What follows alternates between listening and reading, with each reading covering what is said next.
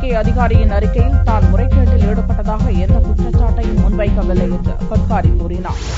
தனது புர்த்தி நிறுவனத்துக்கு மத்திய அரசின் நிறுவனம் கடன் வழங்கியதில் முறைகேடு நடந்திருப்பதாக கணக்கு தணிக்கை அதிகாரி அறிக்கை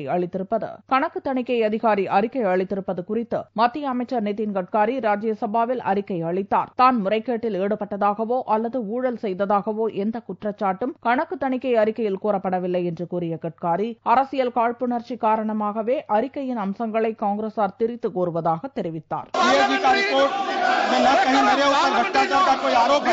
न मेरे खिलाफ प्रतिकूल टिप्पणी की गई है। पूर्ति सागर कारखाने के संबंध में जो भी इस रिपोर्ट में किसी अनियमितता पर भ्रष्टाचार की बात नहीं है।